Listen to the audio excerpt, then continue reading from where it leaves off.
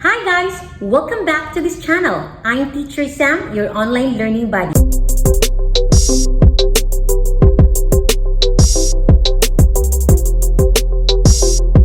In this video, we will discuss about significance of the study, scope and limitation, and definition of terms. So what to expect? In this unit, you will learn how to write the study's importance and some pointers, study's nature, focus, and time frame, the difference between conceptual and operational definitions, tips in defining terms, and examples of significance of the study, scope and limitation, and definition of terms. Let's discuss first the significance of the study. Here are several pointers to remember when writing the study's relevance. These directions will explain the basic element which should be included in the significance of the study's material. First, turn to the research problem for more information. Consistently adhere to the problem statement while articulating the significance of the study. You may explain precisely the contributions of your research. To put it another way, your work should address the following question. What are the gains or benefits of the investigation based on the problem statement? Second, convey it from the general to the specific. Determine your thesis's distinctive importance to industry as well as to the people. Compose it in a reasonable way, beginning with the generic and working your way to the detailed. Begin by emphasizing the study's usefulness globally, then focus it down to a particular person or group. This is accomplished by first examining the study's overall value, such as its significance to community as a whole, and then proceeding on to its contribution to individual people, including such yourself as an investigator or researcher. Let's take this research study titled Quality of Work Life and Faculty Productivity, Their Relationship. In writing the significance of the study, you may start this way. The results of the study will be of great benefit to the following: university presidents, deans, faculty, students, parents and other stakeholders in the community, future researchers, etc. Now that we are done in writing the significance of the study, let's proceed in writing the scope and limitation. The study's nature, focus, and time frame are all explained briefly. It sums up the investigation's areas of study, the number of respondents or participants involved, the locale, the period of time or academic year covered, and the justification for constraining the study's coverage. The researcher's rationale for limiting the scope of the study is reinforced by arguments given by well-known experts. As previously stated, an adequately delimited study generally permits in-depth and thorough investigation within the predicted time frame, and while a study that is too broad in scope and too many interrelated subproblems seems to be superficially and sketchily treated, giving rise in results that are unmanageable, meaningless, and conflicting for the purposes of assertions and findings of the study. To put it another way, you'll have to identify what the study will include and what it will concentrate on.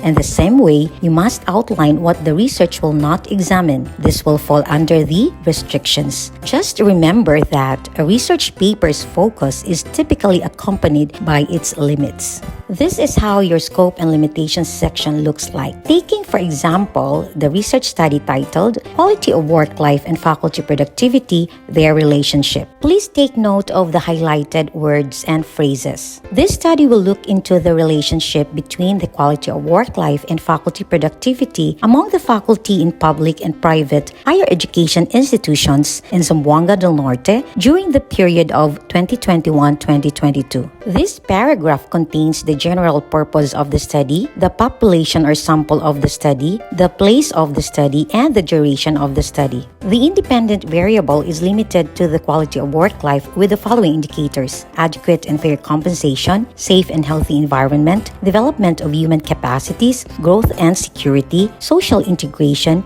constitutionalism, total life space, and social relevance. These indicators were adopted from the study of Riza et al. In 2013, which utilized the Walton's Quality of Work-Life Questionnaire. This paragraph contains the indicators of the independent variable and sources. This study limits itself to one dependent variable, which is focused on faculty productivity. It also limits its scope to 3 predictor variables such as instruction, research, and community service.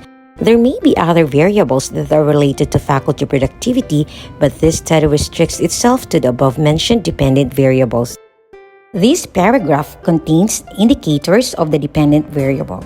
In this study, gender, age, marital status, length of service, salary, and school will be the moderating variables that modify the quality of work life and faculty productivity. Moreover, only the permanent faculty members of the mentioned institutions will be utilized as respondents in the study. Faculty with temporary, job order, and part-time status will be excluded in this study because only permanent employees are mandated to perform research, instruction, and extension. This paragraph contains the reason to support the delimitation. After writing the scope and limitation of your study, you will be writing the definition of terms. The conceptual and operational meanings of the terminology included in the article's title, as well as other uncommon and specialized words, are contained under the main topical section. Some universities, on the other hand, just incorporate elements of keywords included within the study's title. The article's other uncommon technical words are explained on the relevant page or pages when they are first stated. Regardless of the technique used, it is recommended to avoid using solely the intellectual or technical definitions of the terminology provided. Operational definitions are necessary factors because they show how each idea or feature of the research will function or be evaluated.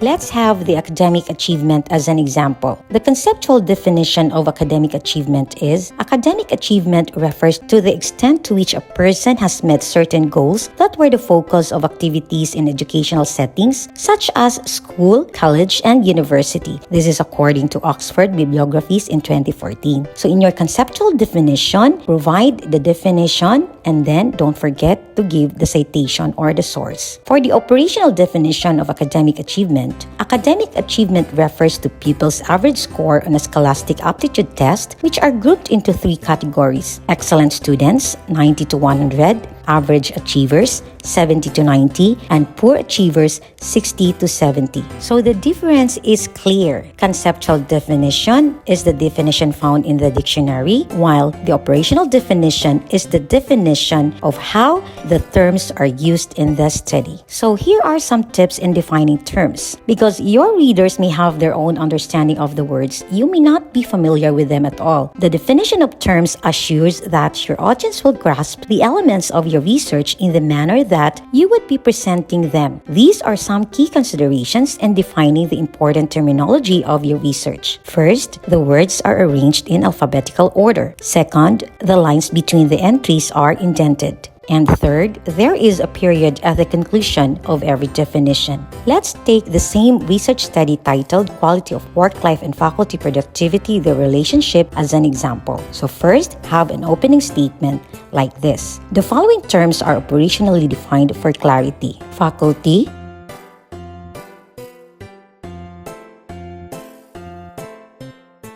faculty productivity,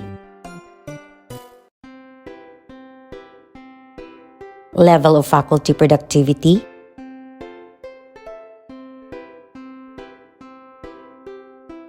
private institutions,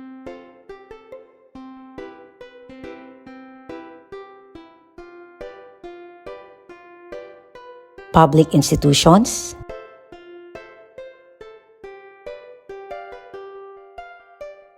quality of work life,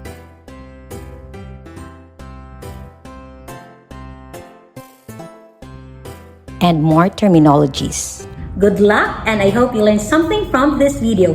If you are new in this channel, don't forget to like, share, and subscribe. Hit the notification bell for you to be notified for my next uploads. See you in my next video. Happy e-learning!